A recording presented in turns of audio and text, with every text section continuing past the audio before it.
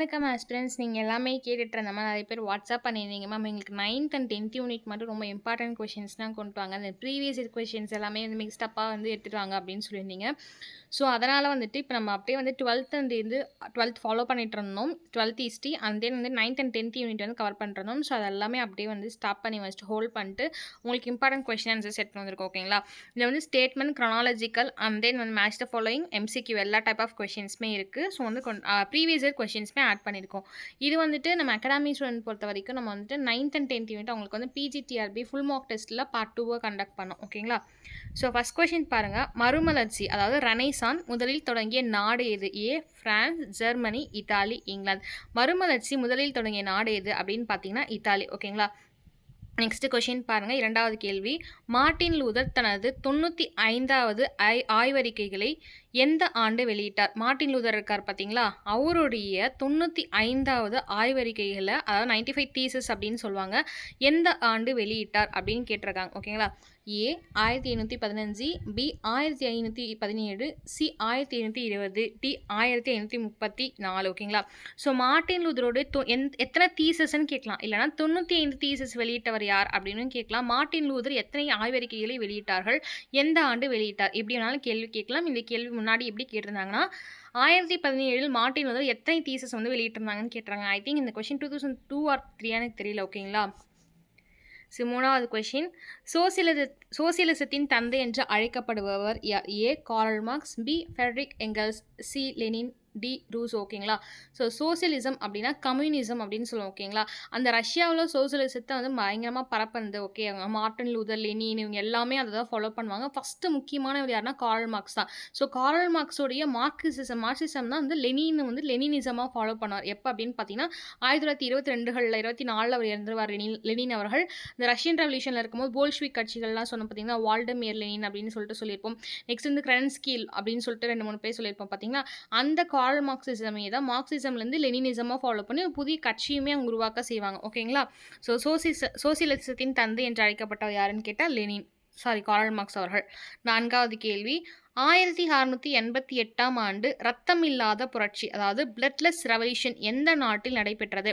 1688 ஞாபகம் வச்சுக்கோங்க. 1688 அதாவது 1688 ரத்தம் இல்லாத புரட்சி அப்படின்னு சொல்லிட்டு எந்த நாட்டில் நடந்தது? அமெரிக்காவை, ரஷ்யா, ஃப்ரான்ஸா, இங்கிலாந்து கேட்டால் இங்கிலாந்து. ஓகேங்களா? ஐந்தாவது கேள்வி பாருங்கள். அமெரிக்கா விடுதலை போரில் சுதந்திர பிரகடனம், ஓகே, டிக்ளரேஷன் ஆஃப் இண்டிபெண்டன்ஸ் எந்த ஆண்டு வெளியிடப்பட்டது? அமெரிக்கா வந்துட்டு விடுதலை போரில் எந்த ஆண்டு வந்து டிக்ளரேஷன் ஆஃப் இண்டிபெண்டன்ஸ் வந்து வெளியிட்டது அப்படின்னு கேட்டிங்கன்னா 1774, 1776, 1783, 1789 பார்த்தா 1776. ஓகேங்களா? ஆறாவது கேள்வி. இந்த கேள்வி ஏற்கனவே பிஜிடிஆர்பி கேட்ட கேள்வி. டென்னிஸ் கோர்ட் உறுதிமொழி, டென்னிஸ் கோர்ட் ஓத் பிரெஞ்சு புரட்சியின் எந்த நிகழ்வுடன் தொடர்புடையது? ஓகேங்களா? டென்னிஸ் கோர்ட் ஓத் வந்து பிரெஞ்சு ரெவல்யூஷனில் வந்து எந்த நிகழ்வு ஈவெண்ட் கூட தொடர்புடையதுன்னு கேட்டிருக்காங்க. ஏ பாஸ்டில் சிறை தகர்ப்பா, இல்லை பி தேசிய சட்டமன்றம் உருவானதா, இல்லை சி மன்னர் பதவியேற்றதா, இல்லை டி பயங்கர ஆட்சியான்னு கேட்டால் டென்னிஸ் அப்படின்னு நீங்கள் வந்தாவே சட்டமன்றம் போட்டானோ. ஓகேங்களா? அந்த இடம் வந்துட்டு சட்டமன்றம் உருவானது. ஏழாவது கேள்வி. பிரான்சின் மனிதன் மற்றும் குடிமக்களின் உரிமைகள் பிரகடனம், declaration of the rights of man and of the citizen வெளியிடப்பட்ட ஆண்டு எது? ஏ 1784, பி 1794, இல்லை சி 1804, இல்லை இ வந்து 1815 அப்படின்னு கேட்டிருக்காங்க. ஓகேங்களா? So declaration of the right of the man and the citizen அப்படின்னு பார்த்தீங்கன்னா 1789. ஏன் அப்படின்னு பார்த்தீங்கன்னா அந்த டைமில் ஃப்ரெஞ்ச் ரெவல்யூஷன் ஸ்டார்ட் ஆயிருக்கும். அந்த டைமில் தான் அவங்க வந்து டிக்ளரேஷன்ஸும் ஸ்டார்ட் ஆயிருக்கும். ஓகேங்களா? எட்டாவது கேள்வி. ஆஸ்திரியா பட்டத்து இளவரசர் ஆர்ச்டியூக் பிரான்ஸ் பெர்டினண்ட் படுகொலை எங்கே நடந்தது? ஓகேங்களா? ஸோ இதனால தான் வந்து என்ன சொல்லியிருந்தேன், நேற்று லெசன்லேயே சொல்லியிருந்தேன், 1914களில் முதலாம் உலக போர் ஸ்டார்ட் ஆவதற்கான முக்கியமான ரீசன் என்ன அப்படின்னு பார்த்தீங்கன்னா ஆஸ்திரியாவோட இளவரசரை வந்துட்டு இந்த செர்பியா நாட்டு மாணவர்கள், செர்பியா நாட்டு கூட சில பேர் வந்து கொண்டுட்டாங்க அப்படின்னு சொல்லிட்டு சின்ன ஒரு வதந்திகளோரும் உண்மையாகவும் அது திகழப்படும். அந்த பிரான்ஸ் பெர்டினண்ட் படுகொலையை வந்து எந்த நாட்டை சேர்ந்தவங்க அப்படின்னு சொல்லிட்டு கேட்டிருக்காங்க. ஓகே, எங்கே நடந்தது அப்படின்னா ஆஸ்திரியா நாட்டை சேர்ந்த இளவரசர் ஆர்ச்சிட் ஃபெர்டினண்ட் வந்து கொலை செய்யப்படுகிறார். எந்த இடத்துல? ஏ பெர்லினா, பி சார்ஜிவோவா, இல்லை சி பாரிஸா, இல்லை இ வியானாவான்னு கேட்டால் சாராஜீவா. ஓகே, சாராஜீவோன்ற இடத்துல வந்துட்டு ஆஸ்திரியா பட்டத்து இளவரசர் வந்து படுகொலை செய்யப்படுகிறார் ஃபெர்டினண்ட். 9வது கேள்வி. இந்த கேள்வி ஆல்ரெடி கேட்டிருக்காங்க. நெப்போலியன் போனபர்ட் எந்த போரில் இறுதியாக தோற்கடிக்கப்பட்டார்? இந்த கேள்வி வந்து தப்பாவே யாருமே சொல்ல முடியாது. வாட்டர்லூ. எந்த ஆண்டு அப்படின்னு கேட்டாங்கன்னா 1815ல். ஓகேங்களா? 1815ல். நெக்ஸ்ட் வியன்னா காங்கிரஸ் மாநாடு நடைபெற்ற ஆண்டு தான் 1815. ஓகேங்களா? ஸோ வாட்டர்லூனாலும் 1815 தான். வியன்னா அதுவுமே வந்துட்டு 1815. ஓகேங்களா? இந்த 2 கேள்வியுமே கேட்டிருக்காங்க. அடுத்த கேள்வியும் வந்து பிஜிடிஆர்பி எக்ஸாமில் கேட்டது தான். இத்தாலிய ஒருமைப்பாட்டிற்கு பாடுபட்ட செம்பு சட்டை, அதாவது சிகப்பு சட்டைன்னு இருக்கும், செம்படை சட்டை இல்லை சிகப்பு சட்டைன்னு வரும். செம்படை சட்டை படைக்கு தலைமை தாங்கியவர் யார் அப்படின்னு கேட்டிருக்காங்க. நான் நேற்றே வந்து முந்தானத்து லெசனில் சொல்லியிருப்பேன். மாசினி அவர்கள், காவூர் அவர்கள், கரிபால்டி அவர்கள், விக்டர் இமானுவேல் II அவர்கள், இவங்க எல்லாமே இட்டாலியோடைய யூனிஃபிகேஷனுக்கு வரவங்க. ஓகேங்களா? ஃபஸ்ட்டு மாசினி அப்படின்னு பார்க்கும்போது என்ன சொல்லியிருந்தேன் அப்படின்னு பார்த்தீங்கன்னா, soul of the Italian unification அப்படின்னு சொல்லுவாங்க. ஓகேங்களா? காவூர் பொறுத்த வரைக்கும் brain of the Italian unification சொல்லுவாங்க. கரிபால்டி பொறுத்த வரைக்கும் கேரிபால்டியில், கரிபால்டி பொறுத்த வரைக்கும் வந்துட்டு sword of the Italian unification சொல்லுவாங்க.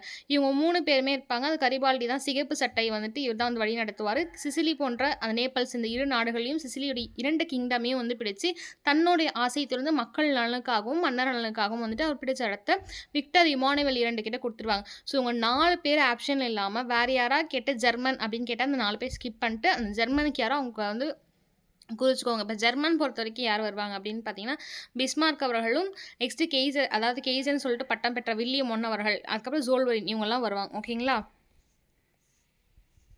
ஓகே, என்ன கேள்வி? ஓகே, ரெட்ஷீட் கேரிபால்டி ஃபஸ்ட்டே சொல்லியாச்சு. ஓகே, ஒளிமயமான தனிமை ஸ்ப்ளெண்டிட் ஐசோலேஷன் என்ற வெளியுறவு கொள்கை கடைபிடித்தல் நாடு எது? அதாவது ஸ்ப்ளெண்டிட் ஐசோலேஷன் என்ற வெளியுறவு ஃபாரின் பாலிசியை கடைபிடித்த நாடு எது? தமிழில் வந்து ஒளிமயமான தனிமை. ஓகே, ஒளிமயமான தனிமை என்ற ஐசோலேஷன்ஸ் என்ற வெளியுறவு கொள்கை ஃபாரின் பாலிசியை கடைப்பிடித்த நாடுனா இங்கிலாந்து தான். ஓகேங்களா? எந்த ஐரோப்பானா இங்கிலாந்து.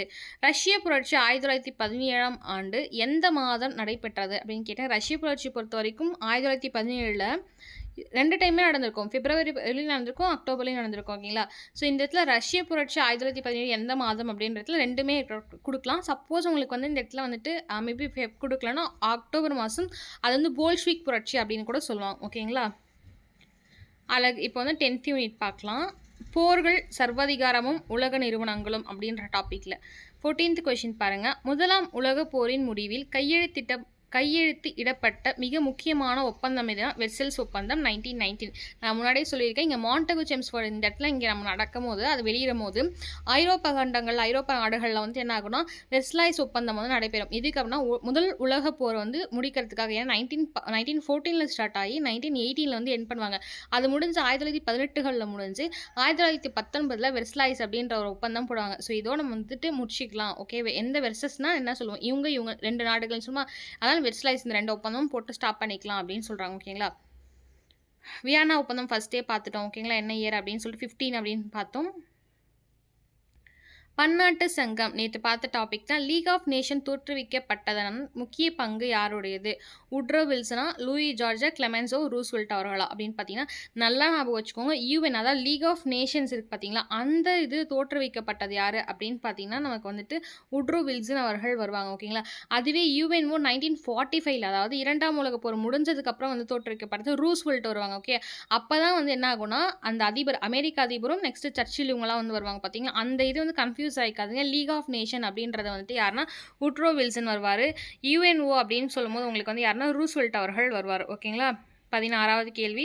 முசோலினி தலைமையிலான பாசிசம், அதாவது பாசிசம் எந்த நாட்டில் உருவானது? இத்தாலி நாட்டில். ஓகேங்களா? அப்போ ஜெர்மனியில் யாருன்னா ஹிட்லர். அவரது என்ன அப்படின்னு பார்த்தீங்கன்னா நாசிசம் அப்படின்னு சொல்லுவாங்க. அதாவது நாசி பார்ட்டி, அவருடைய பார்ட்டி நாசிசம். நெக்ஸ்ட்டு வந்து மெயின் கல்ஃப் அப்படின்னு சொல்லிட்டு அவர் ஒரு புத்தகம் இருக்கும். அந்த மெயின் கேம்ப் புத்தகத்தையும் பார்த்துக்கோங்க. எந்த இயர் வெளியானது, யார் எழுதின புத்தகம். அதே போல் ஃபாசிசம் நாசிசம் வந்து நீங்கள் வந்து ரொம்ப வந்து போட்டு குழப்பிக்க தேவையில்லை. எஃப் அப்படின்னா முசோலினி வருவார். ஓகேங்களா? எஃப்எம் நம்ம வச்சுக்கோங்க. நாசிசம் அப்படின்னா வந்துட்டு யார், ஹிட்லர் வர. ஓகேங்களா? நெக்ஸ்ட் அடுத்த கேள்வி. நாசிசம் கொள்கை எதை அடிப்படையாக கொண்டது? ஹிட்லர் உடைய நாசிசத்தின் கொள்கை எதை அடிப்படையாக கொண்டது அப்படின்னு கேட்டிருக்காங்க. ஜனநாயக கோட்பாடாக கிடையாது. ஏன்னா வந்து சர்வதிகாரத்தனமாக தான் வந்துட்டு ஆட்சி புரியணும் அப்படின்னு இருந்திருப்பாங்க. யார் ஹிட்லர் ஆகட்டும் முசோலினி ஆகட்டும் 2 பேருடைய கொள்கையும் எப்படி இருக்குன்னா, நம்ம வந்து ரிப்பப்ளிக்கோட டாமினன்ஸ் வந்து அதிகமாக இருக்கணும், மொனார்கி ரூல் வந்து இருக்கணும் அப்படின்னு யோசிங்க. ஸோ வந்து ஜனநாயக கோட்பாடு இல்லை. கம்யூனிசமானு கேட்டால் கிடையவே கிடையாது. கேபிட்டலிசம் தான் ஃபாலோ பண்ணணும். பொருளாதார சமத்துவம்னு கேட்டால் கண்டிப்பாக இல்லை. அப்போ என்ன அப்படின்னு அப்படின்னு பார்த்தீங்கன்னா, நீங்க ஹிட்லர் பத்தி படிக்கும்போதே ஒரு வார்த்தை படிச்சிருப்பீங்க.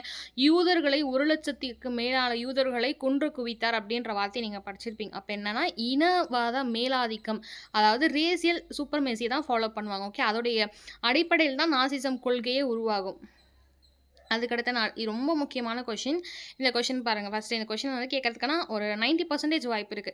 ஜப்பான், முசோலினி, ஹிட்லர் ஆகிய நாடுகளின் கூட்டணி எவ்வாறு அழைக்கப்பட்டன? உங்களுக்கு நான் ஃபர்ஸ்ட்டே சொல்லியிருப்பேன். 2க்கு வந்து சொல்லுவாங்க. நேச நாடுகள் அலைன்ஸ் கண்ட்ரீஸ்ன்னு சொல்லுவாங்க. இல்ல அலைன்ஸ் பவர்ன்னு சொல்லுவாங்க. இல்லன்னா ஆக்சிஸ் பவர்ன்னு சொல்லுவாங்க. இல்ல சென்ட்ரல் பவர் அப்படின்னு சொல்லுவாங்க. ஓகேங்களா? முக்கியமா நம்ம பேசும்போது சென்ட்ரல் பவர் பொறுத்தவரைக்கும் பல்கேரியா போன்ற நாடுகள் வந்து என்ன சொல்லுவாங்க, சென்ட்ரல்ல சேர்றதா இருந்தது அப்படின்னு நம்ம நேத்து படிச்சிருப்போம். அதேபோல ஆக்சிஸ் பவர் அச்சு நாடுகளும் சரி, இல்ல அலைன்ஸ் பவர்களும் சரி, இந்த 2 நாடுகளுக்கு இடையே போட்டிகள் வந்து நிலவப்பட்டது. அப்போ ஜப்பான், இத்தாலி, ஜெர்மனி, அதாவது முசோலினி ஹிட்லர்ன்னு கொடுத்துருக்கேன் பார்த்தீங்களா, அந்த இடத்துல இத்தாலி, ஜெர்மனி எப்படி வேணாலும் நம்ம எடுத்துக்கலாம். இத்தாலி, ஜெர்மனி, ஜப்பான் ஆகிய 3 நாடுகளும் கூட்டணி எவ்வாறு அழைக்கப்பட்டது அப்படின்னு பார்த்தீங்கன்னா, அச்சு நாடுகள் அப்படின்னு சொல்லுவாங்க. அதாவது ஆக்சிஸ் பவர்னு சொல்லுவாங்க. ஏன் அப்படின்னு பார்த்தீங்கன்னா, அமெரிக்கா வந்து ஆக்சிஸ் பவர்ல இருக்க மாட்டாங்க. அமெரிக்கா வந்து ஹிரோஷிமா, நாகசாகி தாக்குனதுக்கு அப்புறம் ஏன் தாக்குவாங்கன்னா, பேர்ல் ஹார்பரை வந்து யார் தாக்குவாங்கன்னா, ஜப்பான்ல இருக்கக்கூடிய மக்கள் வந்து தாக்கிடுவாங்க. அதனால தான் 2ஆம் உலகப் போர்ல வந்து அமெரிக்கா வந்து உள்ள வருவாங்க. ஓகேங்களா? 19வது கேள்வி. 2ஆம் உலகப் போரில் ஜப்பானின் ஹிரோஷிமா நகரத்தின் மீது அமெரிக்கா குண்டு வீசிய நாள் எது அப்படின்னு கேட்டிருக்காங்க. உங்களுக்கே தெரியும். ஆகஸ்ட் மாதம் வந்து 1945 6ஆம் வந்து குண்டு வீசப்படும். நாகசாகிக்கு வந்து ஹிரோஷிமா, அதுக்கப்புறம் நாகசாகி. ஓகேங்களா? நெக்ஸ்ட் பனிப்போர். கோல்டு வார் என்பது எவற்றின் இடையேயான சித்தாந்த மோதலை குறிக்கிறது? இங்கிலாந்து மற்றும் பிரான்ஸா, அமெரிக்கா மற்றும் ரஷ்யாவா, சீனா மற்றும் ஜப்பானா, ஜெர்மனி மற்றும் பிரான்ஸா? ஓகேங்களா? உங்களுக்கு பார்த்தோன்னே தெரிஞ்சிருக்கும். கோல்டு வார் பொறுத்த வரைக்கும் இன்டைரக்டா நடந்த கூட ஒரு வார் அப்படின்னு சொன்னா, அப்ப இன்டைரக்ட்னா வந்து படைகள் மூலியமா இருக்காது. சித்தாந்தம் மூலமும், பிலாசபி மூலமும், சயின்ஸ்ல நான் எவ்வளோ ஜெயிக்கிறேன் அப்படின்றது மூலியமா தான் கோல்டு வார் நடக்கும். எப்படி நடக்கும் அப்படின்னு பார்த்தீங்கன்னா, ஒரு இன்டைரக்ட் அப்படின்னு சொல்லிட்டா படைகள் யாதும் கலந்து கொள்ள மாட்டார்கள். அப்பனா எப்படி அப்படின்னு பார்த்தீங்கன்னா, கம்யூனிசத்துக்கும் கேபிட்டலிசத்துக்கும் நடக்கும். இந்த கேபிட்டலிசம் பொறுத்த வரைக்கும் யார் இருப்பாங்கன்னா, முதலாளித்துவம்னு சொல்லுவாங்க. அந்த முதலாளித்துவத்துல அமெரிக்கா, சவுத் கொரியா இந்த போன்ற நாடுகள்லாம் வந்துட்டு முதலாளித்துவத்துல வருவாங்க. ஓகேங்களா? அப்படி ரஷ்யா கூட பார்த்தீங்கன்னா, நார்த் கொரியா மற்றும் இந்த ரஷ்யா இந்த நாடுகள்லாம் வந்துட்டு கம்யூனிசம்ல வரும். ஓகேங்களா? மார்ஷல் திட்டம். ஓகேங்களா? இந்த நேட்டோ, மார்ஷல் பிளானு, நெக்ஸ்ட்டு வந்து அட்லாண்டிக் பிளான், இது எல்லாமே நல்லா படிச்சுக்கோங்க. இதுல ஒரு கொஸ்டின் கண்டிப்பா வரும். ஓகேங்களா? மார்ஷல் திட்டம் எதனுடன் தொடர்புடையது? ஏ. கம்யூனிசத்தை ஆதரிப்பது. பி. 2ஆம் உலகப் போருக்கு பிந்தைய ஐரோப்பாவில் மறுசீரமைப்பு. சி. அமெரிக்காவின் இராணுவ கொள்கை. டி. ஆசிய நாடுகளுக்கு உதவுதல். மார்ஷல் பிளான் அப்படின்னா, நான் அந்த டாபிக் நடத்திருக்கும்போது தெளிவாக சொல்லியிருப்பேன் என்ன அப்படின்னு சொல்லிட்டு போய் ஒன்ஸ் பார்த்துக்கோங்க. ஓகேங்களா? மார்ஷல் பிளான்னா என்னன்னா, 2ஆம் உலகப் போர் முடியுது பார்த்தீங்களா? முடிஞ்சதுக்கப்புறம் ஐரோப்பா வந்து மறுசீரமைக்கிறதுக்கு தான் வந்து மார்ஷல் பிளான் அப்படின்ற ஒரு சிஸ்டம் வந்து யூஸ் பண்ணுவாங்க. ஓகேங்களா? அந்த பிளானை வந்து போடுவாங்க. ஓகே. அப்போ 2ஆம் வந்து உலகப் போர் அப்போ வந்துட்டு நிறைய நாடுகள் ரஷ்யா, அமெரிக்கா, ஜெர்மனி, இத்தாலி போன்ற ஐரோப்பிய நாடுகளும் சரி, இந்தியாவிலேருந்து இங்கே மக்கள் வந்து அங்கே போய் போராட்டவங்களும் சரி, சிங்கப்பூர் நிறைய நாடுகள் வந்து உள்ளே வந்துட்டு நிறைய பிரச்சனை எதிர்கொள்வார்கள். அந்த ஐரோப்பிய நாடுகள் எல்லாத்தையுமே இந்த ரிஃபார்ம் வந்து சீர்திருத்தங்கள் பண்ணுவதற்காக தான் இந்த மார்ஷல் பிளான் வந்து போடப்படும். ஓகேங்களா? 22வது இது வார்சா ஒப்பந்தம். வார்சா பேக்ட் யாருடைய தலைமையில் அமைக்கப்பட்ட இராணுவ கூட்டணின்னு கேட்டிருக்காங்க. ஓகே. வார்சா ஒப்பந்தம் எப்போ வந்துட்டு கேட்டாங்க அப்படின்னு பார்த்தா 1955ல வார்சா ஒப்பந்தம் வந்துட்டு போடப்படும். ஓகேங்களா? ஸோ அந்த வார்சா ஒப்பந்தம் யாருடைய தலைமையில் அமைக்கப்பட்ட இராணுவ கூட்டணி அப்படின்னு பார்த்தீங்கன்னா, அமெரிக்காவா, ஐக்கிய நாடுகள் சபையா, இல்லை சி. Soviet Union, D. பிரான்ஸான்னு பார்த்தா வார்சா ஒப்பந்தம் 1915இல் சோவியத் யூனியன் அவர்கள் தலைமையில் போடப்பட்ட ஒரு இராணுவ கூட்டணி தான். ஓகேங்களா? வார்சான்னு பார்த்தா சோவியத் யூனியன் போட்டுக்கோங்க. 1955.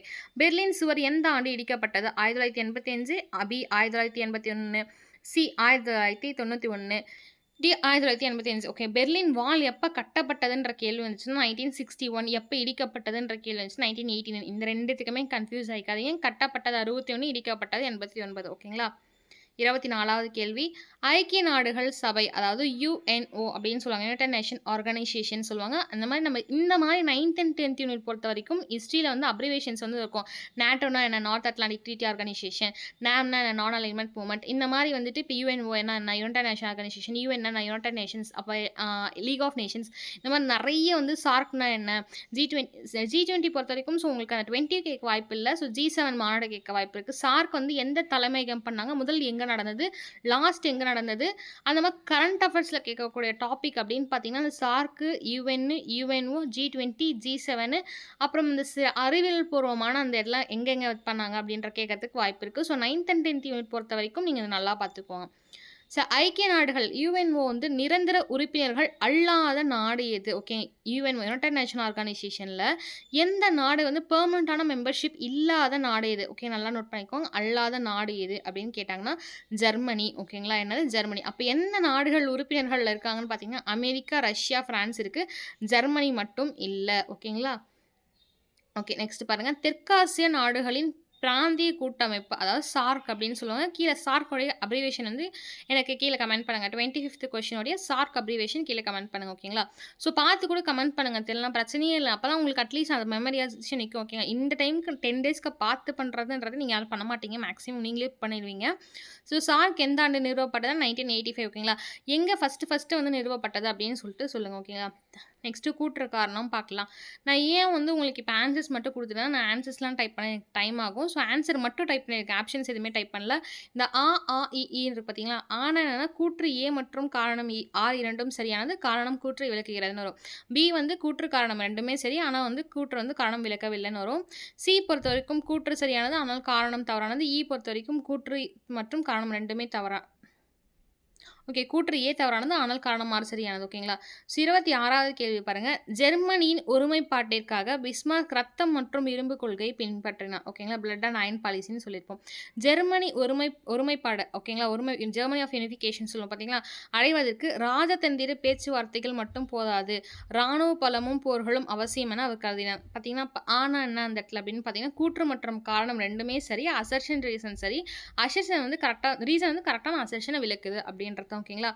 ஸோ இங்கே பாருங்கள். லெனின் தலைமையிலான ரஷ்ய புரட்சி உலகில் முதல் கம்யூனிஸ்ட் அரசாங்கத்தை நிறுவியது. கூற்று கரெக்டு. பி பாருங்க, ரீசன் பாருங்க. விவசாயிகள் மற்றும் தொழிலாளர்கள் மீதான சார் மன்னரின் ஒடுக்குமுறை மற்றும் சார் மன்னர்னா யார்? சார் நிக்கோலஸ் II இருக்கார் பார்த்தீங்களா? ஒடுக்குமுறை மற்றும் முதலாம் உலகப் போரில் ஏற்பட்ட பின்னடைவுகளே புரட்சிக்கு முக்கிய காரணங்கள் அப்படின்னு கேட்டிருக்காங்க. ஆக்சுவலாக கூற்று மற்றும் காரணம் ரெண்டுமே கரெக்டாக, ஆனால் காரணம் வந்து கூற்றை விளக்குதுன்னா கிடையாது. ஓகேங்களா? என்ன கொடுத்துருக்காங்க பாருங்க. லெனின் வந்து ரஷ்ய புரட்சி வந்து கம்யூனிசத்தை ஃபஸ்ட்டு இவர் தான் வந்து அரசாங்கத்தை நிறுவியார். கரெக்டாக. ஓகேங்களா? ஏன் அப்படின்னு பார்த்தீங்கன்னா யுஎஸ்எஸ்ஆருடைய முதல் தலைவர் யாருன்னு கேட்டிங்கன்னா வந்துட்டு முதல்ல சோசியலிசம் கம்யூனிசத்தோட யுஎஸ்எஸ்ஆர் அப்படின்னு பேர் மாற்றினதுக்கு அப்புறம் தலைவர்னு பார்த்தீங்கன்னா லெனின் அவர்கள் தான். 1924 அவர் இறந்த பின் ஸ்டாலின் அவர்கள் வருவார். அதுக்கு முன்னாடி இருந்த எல்லா மன்னர்களும் வந்துட்டு வெறும் சோவியத் யூனியனுக்கு வந்துட்டு மன்னராக அந்த மாதிரி தான் இருப்பாங்க. ஓகேங்களா? கம்யூனிசம்க்கு அப்புறம் ஸ்டார்ட் பண்ணதுக்கப்புறம் யுஎஸ்எஸ்ஆர் பேர் மாற்றினதுக்கப்புறம் லெனின் தான் இருப்பார்.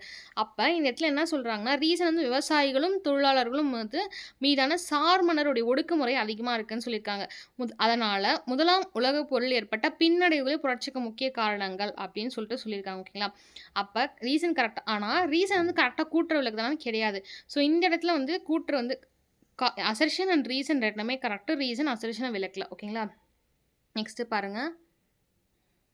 ஓகே, 28வது கேள்வி. முதலாம் உலகப் போரில் அமெரிக்கா நடுநிலை வகிப்பதாக தொடக்கத்தில் அறிவித்தது. ஓகேங்களா? நீங்கள் நான் ஃபஸ்ட்டே பார்த்துருப்பீங்க. முதலாம் உலகப் போரில் வந்து நியூட்ரலாக நான் நிற்கிறேன் அப்படின்னு சொல்லிட்டு இருப்பாங்க. ஒரு சின்ன விஷயத்துக்கு அப்புறம் உள்ளன்றுவாங்க. காரணம் போரில் அச்சு நாடுகளை வெற்றியை அமெரிக்கா ஆதரித்தது. ஸோ அப்போ பார்த்தீங்கன்னா ஆக்சிஸ் பவர்னால் யார் அப்படின்னு பார்த்தீங்கன்னா ஜப்பானும் நெக்ஸ்ட் இத்தாலி, ஜெர்மனி இவங்களாம் ஆக்சிஸ் பவர் அப்படின்னு முன்னாடியே படித்தோம். பார்த்தீங்கன்னா அலைன்ஸ் பவர்னால் அதுக்கப்புறம் இந்த பிரிட்டன் அந்த இவங்களாம் வருவாங்க. ஓகே, ஃப்ரான்ஸ் இவங்களாம். ஸோ அப்படி பார்க்கும்போது இவங்கள வந்து ஆதரித்தது அப்படின்னு சொல்லியிருக்காங்க. அப்போ விளக்கம் பாருங்கள். அமெரிக்கா நடுநிலை வகித்தது உண்மை, ஆனால் சேர நாடுகள் வெல்வதையே விரும்பியது. அப்போ எப்படி நீங்கள் இப்படி சொல்கிறீங்கன்னா உங்களுக்கே தெரியும். ஜப்பான் வந்து 1900 பிற்காலத்தில் இந்த 45 ஹிரோஷிமா நாகசாகிலாம் வந்து அமெரிக்கா பண்ணுவாங்க அலைன்ஸ் பவரில் தான் இருந்து ஆக்சிஸ் பவர் மீது வந்துட்டு இதெல்லாம் போடுவாங்க. ஏன் போடுவாங்க அப்படின்னு பார்த்தீங்கன்னா குண்டுகள் வந்து வீசப்படும். பார்த்தீங்கன்னா ஜப்பான் வந்து பேர்ல் ஹார்பர் அப்படின்ற ஒரு இடத்த வந்துட்டு என்ன பண்ணுவாங்கன்னா முற்றுகையிடுவார்கள். முற்றுகையிட்டதன் காரணமாக அமெரிக்கா நீங்கள் வந்து நீங்கள் தான் ஃபஸ்ட் இட்டீங்க, நான் எப்படி வந்து அமைதியாக இருப்பேன் அப்படின்னு சொல்லிட்டு அவங்க சண்டைக்கு போவாங்க. அப்போ என்ன கூற்று வந்து சரியானது. முதல் உலக போரில் அமெரிக்கா வந்து நான் நியூட்ரலாக இருந்துக்கிறேன், நான் ஆக்சிஸ் பவர்லையும் இல்லை அலைன்ஸ் பவர்லையும் இல்லை அப்படின்னு சொல்கிறாங்க. காரணம் என்ன அப்படின்னு பார்த்தீங்கன்னா வந்துட்டு அவங்க அலைன்ஸ் பவரில் தான் சப்போர்ட் பண்ணாங்களே தவிர ஆக்சிஸ் பவர் கிடையாது. ஓகேங்களா? 29வது பாசிசம் அப்படின்றது இத்தாலி மற்றும் நாசிசம் அப்படின்றது ஜெர்மனி. இரண்டும் ஜனநாயகத்திற்கு எதிரானவை அப்படின்னு கேட்டிருக்காங்க. கூற்று கரெக்டு. எப்படின்னு பார்த்தீங்கன்னா ஜனநாயகம் பொறுத்த வரைக்கும் ரிப்பப்ளிக்கோ இல்லைனா வந்துட்டு நமக்கு இண்டிபெண்ட்டான ஒரு டாமினன்ஸ் ரூலோ இந்த மாதிரி ரூல் தான் இருக்குமே தவிர சர்வாதிகாரி மொனார்கி ரூல் இருக்காது. ஸோ அப்போ பார்த்தீங்கன்னா ரிப்பப்ளிக்கு ஆப்போசிட்டானது தான் நாசிசமும் சரி, ஹிட்லருடைய நாசிசமும் சரி, இத்தாலியில் அதாவது முசோலினியோட பாசிசமும் சரி எதிரானவை கரெக்ட். இவ்விரண்டு சித்தாந்தங்களும் சர்வாதிகாரத்தின் தலைவரின் கீழ் ஒரு கட்சி ஆட்சி ஒன் பார்ட்டி ரூல் ஆதரித்தன. கூற்று மற்றும் காரணம் இரண்டும் கரெக்ட். காரணம் கூற்றை விளக்குகிறது. ஓகேங்களா. 30வது கேள்வி பாருங்க. ஐக்கிய நாடுகள் சபைக்கு யுஎன்ஓ பன்னாட்டு சங்கத்தை லீக் ஆஃப் நேஷன்ஸ் விட அதிக சக்தி மற்றும் அதிகாரம் உள்ளது அப்படின்னு சொல்லியிருக்காங்க. ஓகேங்களா. ஸோ கூற்று பாருங்க சரிதான். ஐநா சபையோடு பாதுகாப்பு கவுன்சில், அதாவது செக்யூரிட்டி கவுன்சில்னு சொல்லுவாங்க, அந்த கவுன்சில் நிரந்தர உறுப்பினர்களை விட்டோ அதிகாரம் வழங்கப்பட்டுள்ளது அப்படின்னு சொல்லியிருக்காங்க. ஸோ யுஎன்ஓ பொறுத்த வரைக்கும் அதிக சக்தி வந்து இருக்குது அப்படின்றது, லீக் ஆஃப் நேஷன்ஸோட யுஎன்ஓக்கு அதிக சக்தி இருக்குது அப்படின்றது கரெக்டு தான். ஐநா சபை பொறுத்த வரைக்கும் செக்யூரிட்டி கவுன்சிலுக்கு பெர்மனண்ட்டான ஒரு மெம்பர்ஷிப் வந்து விட்டோ அதிகாரம் வழங்கப்பட்டதும் கரெக்டு தான். கூற்று காரணம் இரண்டும் சரி, ஆனால் காரணம் கூற்றை விளக்கவில்லை. ஓகேங்களா. அதுக்கடுத்த கேள்வியை பாருங்கள். கூற்று வியட்நாம் போர் முடிவில் வியட்நாம் ஒன்றுபட்டது. அமெரிக்க இராணுவம் தென் வியட்நாமிற்கும் ஆதரவாக போரிட்ட போதும் தென் வியட்நாம் வெற்றி பெற்று கம்யூனிசத்தை நிராகரித்தது. ஓகேங்களா. ஸோ பொறுத்த வரைக்கும் கூற்று காரணம் ரெண்டுமே கரெக்ட் தான். ஓகேங்களா. அப்படி பார்த்தா என்ன அப்படின்னு பார்த்தீங்கன்னா, தென் வியட்நாம் தோற்கடிக்கப்பட்டு வியட்நாம் கம்யூனிசத்தின் கீழ் ஒன்றுபட்டது அப்படின்றது தான் கரெக்ட். 32வது கேள்வி. ஆப்பிரிக்கா இருண்ட கண்டம் என்று அறியப்பட்டது. ஸோ கூற்று கரெக்டு.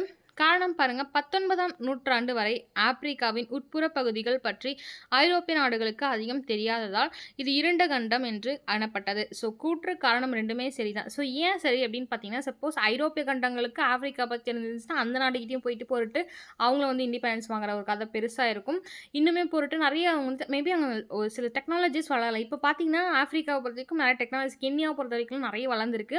இன்னுமே மேபி வந்து அந்த ஐரோப்பியர்கள் உள்ளே போயிருந்தால் மேபி இன்னுமே நல்லா டெவலப் ஆயிருக்கலாம். அதனால் மேபி இருண்ட கண்டம் அப்படின்னு சொல்லலாம். அதை பற்றி உங்களுக்கு தெரியாது இருந்தது 19th செஞ்சுரியில். ஓகேங்களா. ஸோ கூற்று மற்றும் காரணம் இரண்டுமே சரி, காரணம் கூற்றை விளக்குகிறது. நெக்ஸ்ட் பாருங்க. 33வது கேள்வி. சீனாவில் 1949ஆம் ஆண்டு கம்யூனிச புரட்சி வெற்றி பெற்றது. கரெக்டாக. இப்போ வரைக்குமே பார்த்தீங்கன்னா சீனாவை பொறுத்த வரைக்கும் கம்யூனிசம் தான் வந்து ஃபாலோ பண்ணுவாங்க. ஆனால் நீங்கள் மேலோட்டமாக பார்த்தீங்கன்னா கம்யூனிசம் இருக்க மாதிரி இருக்கும். பட் ஆனால் அங்கே மொனார்கி ரூல் பயங்கரமாக இப்போ வரைக்குமே சீனாவில் உங்களுக்கு தெரியாமல் ஒரு ப்ரெஸ் ரிலீஸ் ஆகாது. மற்றபடி உங்களுக்கு எந்த ஒரு விஷயமே அவங்களுக்கு சீனா கவர்மெண்ட்டுக்கு தெரியாமல் வெளியே போகாது.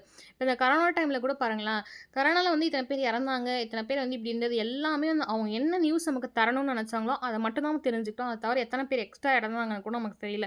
ஈவன் சோசியல் மீடியா இருக்குது, எல்லாமே இருக்குது. மேபி இப்போ கொஞ்சம் வந்துட்டு இந்த கொரோனா டைமுக்கு அப்புறம் மேபி நிறைய வந்து வெளியே வந்திருக்கலாம். ஆனால் அப்போ அந்த பீரியட் ஆஃப் டைமில் நமக்கு குறிப்பிட்ட செய்திகள் தான் வெளிவந்துச்சு.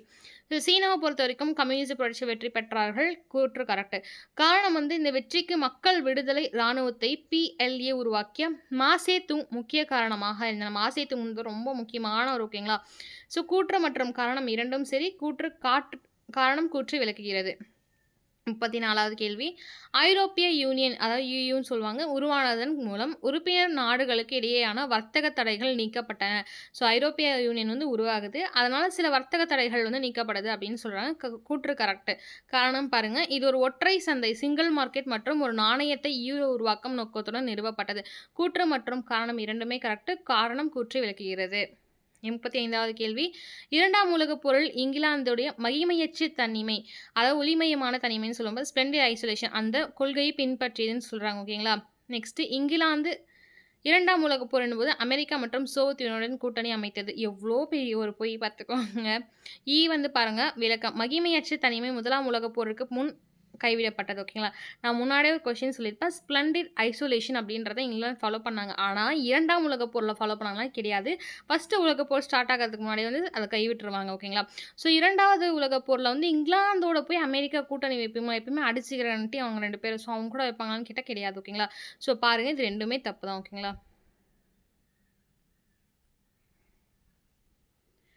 ஸோ பொறுத்துக்க பார்க்கலாம். Martin Luther, Rousseau, George Washington, Voltaire இவங்க எல்லாமே ஒரு பக்கம் இருக்காங்க. மார்ட்டின் லூதர் பொறுத்த வரைக்கும் ரெஃபர்மேஷன் மறுசீரமைப்பு வருவாங்க. ஓகேங்களா.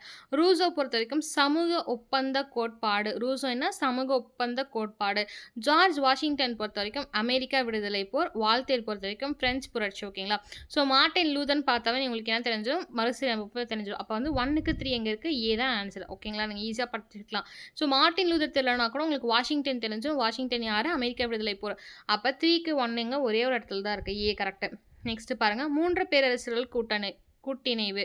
Triple entente, triple alliance, Germany Austria இரட்டை கூட்டணி. நான் உங்களுக்கு ஃபர்ஸ்ட்டே சொல்லியிருப்பேன். ட்ரிபிள் என்டென்ட்னா என்ன, ட்ரிபிள் அலையன்ஸ்னா என்ன அப்படின்னு சொல்லி டிஃபரன்ஷியேட் சொல்லியிருப்பேன். நீங்கள் போய் அந்த வீடியோ பாருங்கள் 10th யூனிட்ல. 3 பேரரசுகள் கூட்டணிவு அப்படின்னு பார்த்தீங்கன்னா 1873. 3 பேருக்கு என்ன 3 ஓகேங்களா. ட்ரிபிள் என்டென்ட் அப்படின்னா 1907. ட்ரிபிள் என்டென்ட்னா 1907. ட்ரிபிள் அலையன்ஸ்னா 1882. ஜெர்மனி மற்றும் ஆஸ்திரியாவுடைய இரட்டை கூட்டணி எப்போ அப்படின்னு பார்த்தீங்கன்னா 1829. இன்னொரு டைம் சொல்கிறேன், முடிஞ்ச எழுதி வச்சுக்கோங்க. 3 பேரரசுகளுடைய கூட்டணிவு அப்படின்னு பார்த்தீங்கன்னா 1873களில் ஓகேங்களா. க்ரானாலஜிக்கலாக போய்க்கலாம். 1873களில் 3 பேரரசுகளுடைய கூட்டணிவாகுது. நெக்ஸ்ட்டு என்டெட் அப்படின்னு பார்த்தீங்கன்னா 1907 வரும். ட்ரிபிள் அலையன்ஸ் அப்படின்னு பார்த்தீங்கன்னா 82களில் வரும். லாஸ்ட்டாக ஜெர்மனி மற்றும் ஆஸ்திரிய இரட்டை கூட்டணின்னு பார்த்தீங்கன்னா 1879களில் வரும் ஓகேங்களா. ஸோ இது நம்ம க்ரானாலஜிக்கலாக பார்க்கணுன்னா ஃபஸ்ட்டு என்ன ஸ்டார்ட் ஆகும் அப்படின்னு பார்த்தீங்கன்னா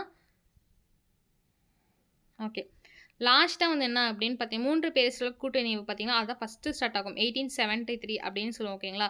செகண்ட் எது அப்படின்னு பார்த்தீங்கன்னா ட்ரிபிள் என்டெட் வரும் ஓகேங்களா. ட்ரிபிள் என்டெட் பொறுத்த வரைக்கும் எப்போ அப்படின்னு பார்த்தீங்கன்னா க்ரானாலஜிக்கலில் காலவரிசைப்படி பார்க்கணும் அப்படின்னு பார்த்தீங்கன்னா 3 பேரரசுகள் கூட்டணிவு அப்படின்றது 1873களில் வரும். ஜெர்மனி மற்றும் ஆஸ்திரியாவோட இரட்டை கூட்டணி அப்படின்னும் போது 1879களில் வரும் ஓகேங்களா. எப்போ 79களில் வரும். ஒரு 5 வருஷம் கேப்பில் எப்போ பேரரசுகள் கூட்டணிவுக்கு அப்புறம் இரட்டை கூட்டணி வரும். நெக்ஸ்ட்டு ட்ரிபிள் அலையன்ஸ் பொறுத்த வரைக்கும் எப்போனா 1882களில் வரும். ட்ரிபிள் என்டெட் பொறுத்த வரைக்கும் 1907களில் வரும். நெக்ஸ்ட்டு பாருங்கள் சூறாவளி புயல் அது பில்ஸ்கிரிக் மற்றும் புதிய பொருளாதார கொள்கை NEPன்னு சொல்லுவாங்க, நியூ எக்கானாமிக் பாலிசி ஓகேங்களா. நியூ எஜுகேஷன் பாலிசின்னு கூட ஒன்று இருக்குது, அது லேட்டரில் பார்க்கலாம். இரும்பு திரை, அயன் கர்டன், வெர்சாய்ஸ் அரண்மனை இதெல்லாம் ஒரு பக்கம் வருது ஓகேங்களா. ஓகே இது இப்படி பார்த்தா தான் புரியும். ஓகே ஸோ சூறாவளி புயல் அப்படின்னும் போது என்ன பார்த்து 2ஆம் உலகப் போரில் ஜெர்மனி ஓகேங்களா. 2ஆம் உலகப் போர். நெக்ஸ்ட்டு பார்த்துக்கோங்க புதிய பொருளாதார கொள்கை அப்படின்னு சொல்லும் போது யார் வருவாங்க, ரஷ்ய புரட்சி புதிய பொருளாதார கொள்கை அப்படின்னு சொல்லலாம். இரும்பு திரை பொறுத்த வரைக்கும் சோவியத் யூனியனில் இருக்கக்கூடிய பனிப்போரில் ஒரு வார்த்தை தான் இரும்பு திரை அப்படின்னு சொல்லுவாங்க ஓகே. வெர்சாய்ஸ் அரண்மனை பொறுத்த வரைக்கும் ஃப்ரான்ஸ் தான் உங்களுக்கே தெரியும். ஸோ சூறாவளினா என்ன அப்படின்னு பார்த்தீங்கன்னா 2ஆம் உலகப் போர் எப்படின்னா சூறாவளி மாதிரி அவ்வளோ சீக்கிரமாக அவ்வளோ பேர்த்த கொண்டுட்டாங்க ஓகேங்களா. So Germany. புதிய பொருளாதார கொள்கை அப்படின்னு பார்க்கும்போது என்னன்னா ரஷ்ய புரட்சி ஓகே. ரஷ்யாவில் தான் புதிய பொருளாதார கொள்கை உருவாகுது. இரும்பு திரை பொறுத்த வரைக்கும் என்ன அப்படின்னு பார்த்தீங்கன்னா சோவியத் யூனியன் பனிப்போரில் ஒரு வார்த்தை தான். வெர்சாய்ஸ் அரண்மனை எங்கே அப்படின்னு பார்த்தீங்கன்னா உங்களுக்கே தெரியும் ஃப்ரான்ஸ் ஓகேங்களா. ஸோ இந்த ஜெர்மனி கூட பிற்காலத்தில் என்ன பண்ணுவாங்கன்னா யூனிஃபிகேஷன் பண்ணுறது வெர்சாய்ஸ் அரண்மனையில் தான் பண்ணுவாங்க ஓகேங்களா. ஸோ அடுத்த கேள்வி பாருங்கள். ஐக்கிய நாடுகள் சபை UNO சான் பிரான்சிஸ்கோ மாநாடு, உலக வர்த்தக அமைப்பு, மனித உரிமைகள் பிரகடனம். இந்த சான் பிரான்சிஸ்கோ மாநாடு இங்கே கேள்விப்பட்ட மாதிரி இருக்கா உங்களுக்கு. நான் நேற்று டீச் பண்ணும்போது கூட சொல்லியிருப்பேன். சான் பிரான்சிஸ்கோ மாநாடில் அமைதிக்காக போராடுவாங்க அப்படின்னு சொல்லிட்டு. ஸோ அவங்களே அமைதியாக இந்த வார் முடின்னு போராடுவாங்க அப்படின்னு சொல்லிட்டு சொல்லியிருந்தேன்.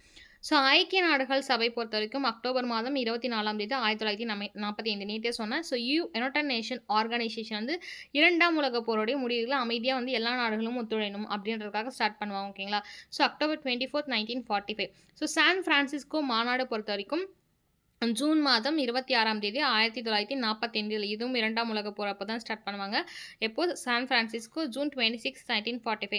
உலக வர்த்தக அமைப்பு WTO வேர்ல்டு ஓகேங்களா என்ன அப்படின்னு பார்த்தீங்கன்னா உலக வர்த்தக அமைப்பு வேர்ல்ட் ட்ரேட் ஆர்கனைசேஷன் எப்போனா 1995 லேட்டராக தான் ஸ்டார்ட் பண்ணுறாங்க. மனித உரிமைகளுக்கான பிரகடனம் அந்த செகண்ட் வேர்ல்டு வார் முடிஞ்ச 3 இயர்ஸில் ஸ்டார்ட் பண்ணுறாங்க 1948 ஓகேங்களா. ஸோ நெக்ஸ்ட்டு பாருங்கள். ஐரோப்பிய நிலக்கரி மற்றும் எஃகு சமூகம் ஓகேங்களா. ரோம் ஒப்பந்தம், மாஸ்ட்ரிச்ட் ஒப்பந்தம். நெக்ஸ்ட் நாட்டோ ஓகேங்களா. ஸோ ஐரோப்பியோட நிலக்கரி மற்றும் எஃகு சமூகம் எப்போ அப்படின்னு பார்த்தீங்கன்னா 1951 ஐரோப்பிய நிலக்கரி மற்றும் எஃகு சமூகம் 1951 ஓகேங்களா. ரோம் ஒப்பந்தம் பொறுத்த வரைக்கும் 1957. ரோம் ஒப்பந்தம் எப்போ 1957. மாஸ்ட்ரிச் ஒப்பந்தம் பொறுத்த வரைக்கும் 1992. நாட்டோ ரொம்ப முக்கியமானது நாட்டோ 1949 ஓகேங்களா. இன்னொரு டைம் கூட சொல்கிறோம். ஐரோப்பிய நிலக்கரி மற்றும் எஃகு சமூகம் 1951. ரோம் ஒப்பந்தம் 1957. மாஸ்ட்ரிச் பொறுத்த வரைக்கும் 1992. நெக்ஸ்ட் நாட்டோ பொறுத்த வரைக்கும் 1949 ஓகேங்களா. இப்போ காலவரிசைப்படி பார்க்கலாம் ஓகேங்களா. ஸோ உங்களுக்கு இயருமே கொடுத்துட்டேன். ரஷ்ய புரட்சி, அமெரிக்க விடுதலை பிரகடனம், வியன்னா காங்கிரஸ், பிரெஞ்சு புரட்சி ஓகேங்களா. 2, 4, 3, 1 ஆன்சர். ஸோ முதல் பாருங்கள் அமெரிக்கா விடுதலை 1776 American war of independence. So America விடுதலை நடக்கும். பிரெஞ்சு புரட்சி பொறுத்த வரைக்கும் 1789 உங்களுக்கே தெரியும். வியன்னா காங்கிரஸ் பொறுத்த வரைக்கும் 1815. அதே போல் வெர்சாய்ஸ் ஒப்பந்தம் எப்போன்னு தெரிஞ்சுக்கோங்க, அதுவுமே இயர் முக்கியம். பிரஸ்ட் லிவர்ஸ்கி எப்போன்னு தெரிஞ்சுக்கோங்க, அதுவுமே இயர் முக்கியம் ஓகேங்களா. ஸோ ரஷ்ய புரட்சி பொறுத்த வரைக்கும் அக்டோபர் அண்ட் பிப்ரவரி நடக்கும். 1917 நடக்கும். ஓகேங்களா. அமெரிக்கன் 1775, 76 எப்படி வேணாலும் வரலாம். நெக்ஸ்ட் ரஷ்ய புரட்சி வந்துட்டு 1917, வியன்னா காங்கிரஸ் 1815, நெக்ஸ்ட் பிரெஞ்சு 1719. ஓகேங்களா. நெக்ஸ்ட் பாருங்க ஏப்ரல் தீசஸ். ஏப்ரல் தீசஸ்னா என்ன அப்படின்னா ஒன்றுமே இல்லை. இந்த லெனின் இருக்கார் பார்த்தீங்கன்னா, லெனின் வந்து 1905 வந்து இந்த கோனி ஞாயிறு இல்லை பிளட்டி சண்டே அப்போ நடக்கும். இதெல்லாம் முடிஞ்சதுக்கப்புறம் இந்த லெனினை வந்து கடத்திடுவாங்க, நாடு கடத்திடுவாங்க. அப்போ இந்த போல்ஷ்விக் கட்சி வந்து கிரெட்டன்ஸ்கி அப்படின்ற ஒருத்தர் தான் வந்து வழி நடத்துவார். ஓகேங்களா. ஸோ அந்த டைமில் லெனின் நாடு கடத்தும் போது ஒரு பிரகடனம் ரிலீஸ் பண்ணுவாங்க. அதை ஏப்ரல் தீசஸ் அப்படின்னு சொல்லுவாங்க. ஓகேங்களா. அக்டோபர் புரட்சி வந்துட்டு என்ன சொல்லுவாங்க, போல்ஷ்விக். மேக்ஸிமம் பிப்ரவரின்னு வரதோட அக்டோபர் தான் கரெக்டாக இருக்கும் போல்ஷ்விக் புரட்சிக்கு. ஏன்னா வந்து அப்போ வந்துட்டு அந்த RSDLP அப்படின்ற ஒரு ரிப்பப்ளிக் அந்த பேரை வந்து இருக்கு பார்த்தீங்களா, ரிப்பப்ளிக் சோசியல் டொமஸ்டிக் அப்படின்னு சம்திங் வரும். அதை வந்து ரெண்டாக பிரிப்பாங்க 1903. அதை வந்து ரெண்டாக பிரித்து 1905 வந்துட்டு என்ன ஆகணும், அந்த ரெண்டாக பிரியிறது 1903. 1905 வந்து அந்த கூனி ஞாயிறுலாம் நடக்கும். ஸோ ரத்த ஞாயிறு பொறுத்த வரைக்கும் பிளட்டி சண்டே. லெனின் ரஷ்யாவிற்கு திரும்பியது எப்போ, கடத்தப்பட்டு திரும்பியது எப்போன்னு கேட்குறாங்க. ஸோ ஆன்சர் பார்த்தீங்கன்னா வந்து 3412. ஃபஸ்ட்டு ரத்த ஞாயிறு 1905. லெனின் வந்து திரும்புதல் 1917 ஏப்ரல் தீசஸ். நெக்ஸ்ட் ஏப்ரல் ஆய்வறிக்கும் 1917 நடக்கும். அக்டோபர் புரட்சியும் 1917 நடக்கும். பாருங்கள் இது எல்லாமே 1917 சொல்லிட்டார். ரத்த ஞாயிறு மட்டும் தான் 1905 நடக்குது அப்படின்னு சொன்னோம். போல்ஷ்விக் எழுச்சிக்கும் 1903 பிரியும். பின்பு 2 ஆண்டுகள் காலத்தில் வந்து ரத்த ஞாயிறு நடக்கும் அப்படின்னு சொல்லியிருந்தேன். அப்போ இங்கே 1917னா ஏப்ரல் வந்து ஃபஸ்ட்டு வரும், அக்டோபர் மாதம் 2வது வரும். நல்லா நோட் பண்ணுங்க. ஏப்ரல் நாடு கடத்தப்பட்ட ஏப்ரல் தீசஸ் ரிலீஸ் பண்ணுறதும் 1917 தான் ரிலீஸ் பண்ணுவாங்க. நாடு கடத்ததுக்கு அப்புறம் ஏப்ரல் தீசஸ்க்கு அப்புறம் அக்டோபர் புரட்சி. நெக்ஸ்ட்டு பாருங்கள் 43வது கேள்வி. ஜப்பானிய மெய்ஜி சீரமைப்பு, அதாவது மெய்ஜி ரீஸ்டோரேஷன் சொல்லுவாங்க. சீனா மீது ஐரோப்பியர்கள் ஆதிக்கம் செலுத்த தொடங்கியது. சீனா மீது யார், ஐரோப்பியர்கள் ஆதிக்கம் செலுத்துகிறார்கள்.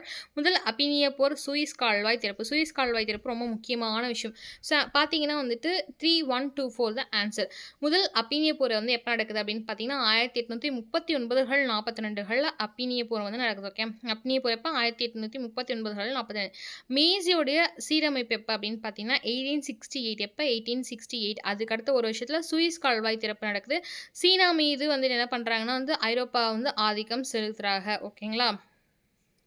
நெக்ஸ்ட் பாருங்க, மியூனிச் ஒப்பந்தம், வெர்சலேஸ் ஒப்பந்தம், ஜெர்மனி போலாந்து படையெடுப்பு, பன்னாட்டு சங்கம் கலைக்கப்பட்டது. ஸோ வந்து 2134 தான். வெர்சலைஸ் ஒப்பந்தம் எப்போ, 1919. நெக்ஸ்ட் வியன்னா காங்கிரஸ் எப்போ, 1815. ஓகேங்களா. கன்ஃபியூஸ் ஆக தேவையில்லை ரெண்டுத்துக்கும். நெக்ஸ்ட் பார்த்தீங்கன்னா மியூனிச் ஒப்பந்தம் வந்து அதுக்கடுத்து ஒரு 19 இயர்ஸ் நடக்குது. 1938 வந்து நடக்குது. ஓகேங்களா. நெக்ஸ்ட் போலாந்துடைய படையெடுப்பு அதுக்கடுத்தது ஒரு விஷயத்தில், அதாவது மியூனிச் ஒப்பந்தம் நடந்ததுக்கப்புறம் போலாந்து மீது படையெடுக்கிறார்கள். ஓகேங்களா. ஜெர்மனிக்காரர்கள் 1939. பன்னாட்டு சங்கத்துடைய கலைப்பு எப்போ அப்படின்னு பார்த்தீங்கன்னா 1946. 45 ஸ்டார்ட் பண்ணுவாங்கன்னு சொல்லியிருந்தேன் பார்த்தீங்கன்னா 46 கலைப்பார்கள். நெக்ஸ்ட் பாருங்க, கியூபா. இது வந்து கோல்டு வாரில் வரும். ஓகேங்களா. இங்கே எல்லாமே டாபிக்லாம். கியூபா வந்துட்டு ஏவுகணை நெருக்கடி, நாட்டோ அமைப்பு தோற்றம், பெர்லின் சுவர் இடிப்பு. பெர்லின் சுவர் கட்டப்பட்டது 1961, இடிக்கப்பட்டது 89. ஓகேங்களா. வியட்நாம் போர் முடிவு. ஓகேங்களா. ஆன்சர் பார்த்தீங்கன்னா 2142. ஃபர்ஸ்ட் என்ன, நாட்டோ. நாட்டோனா என்னது, national treaty north Atlantic Treaty organisation அப்படின்றத நாட்டோ. ஓகேங்களா. 1949, அதாவது 2ஆம் உலக போர் முடிந்து 4 வருட காலத்தில் நாட்டோ தொடங்கப்படும். கியூபாவுடைய நெருக்கடி ஏவுகணை வந்து 1962 எப்போ, 1962 வியட்நாம் போர் முடிவு. Vietnam conference 1915. வியட்நாம் போர் அப்படின்னா 1975. என்ன, 1975. பெர்லினுடைய சுவர் இடிப்பு நான் முதலே சொன்ன மாதிரி தான், கட்டப்பட்டது 61, இடிக்கப்பட்டது 89. நாட்டோ 49, கியூபா நெருக்கடி 62, வியட்நாம் வந்து 75, பெர்லின் சுவர் வந்து 1989. ஓகேங்களா. வியன்னா காங்கிரஸ், இத்தாலிய ஒருமைப்பாடு, மேசினுடைய இளம் இத்தாலிய இயக்கத்தை ஆரம்பித்தது பிராங்கோ பெர்ஷியன் வார் எது அப்படின்னு கேட்டிருக்கேன். ஓகேங்களா. முதல்ல வந்து வியன்னா காங்கிரஸ் 1815, இளம் இத்தாலிய நேரத்தை சொல்லியிருப்பேன் 1831 அப்படின்னு சொல்லிட்டு. இத்தாலிய ஒருமைப்பாடு வந்து எப்போனா 61. பிராங்கோ பெர்ஷியன், அதாவது FP. ஓகேங்களா. ஃபஸ்ட்டு என்ன சொன்னேன், ஃபஸ்ட்டு வந்துட்டு நான் காலவரிசை வந்து சொல்லியிருந்தேன் பார்த்தீங்களா. ஃபஸ்ட்டு FAன்னு வரும், அதுக்கப்புறம் வந்து DP, அப்புறம் AP, அப்புறம் பார்த்தீங்கன்னா FP அப்படின்னு வரும். ஓகேங்களா. ஸோ DP அப்படின்னு பொறுத்த வரைக்கும் டேனியர்களுக்கும் வந்துட்டு அந்த பெர்ஷியாவுக்கும் நடக்கிற DP அப்படின்னு சொல்லியிருப்போம். நெக்ஸ்ட் வந்து ஏபின்னு பொறுத்த வரைக்கும் ஆஸ்ட்ரோ பெர்ஷியன் வார ஏபின்னு சொல்லியிருப்போம். அதுக்கப்புறம் FPன்றது பிராங்கோ பெர்ஷியன் வார். ஓகேங்களா. முதல்ல வந்துட்டு பிராங்கோ ஆஸ்ட்ரியா வார்க்கும் நடக்கும். ஓகேங்களா. ஸோ அந்த இயர் எதுவுமே கன்ஃபியூஸ் ஆகிக்காதீங்க. ஓகேங்களா. ஸோ இயர் பார்த்தீங்கன்னா வந்துட்டு லாஸ்ட்ல வந்து 70-71 நடக்கும். அதுக்கப்புறம் ஆஸ்ட்ரோ பெர்ஷியன் 66 நடக்கும். அதுக்கு முன்னாடி 59, அதுக்கு முன்னாடி 31 நடக்கும்.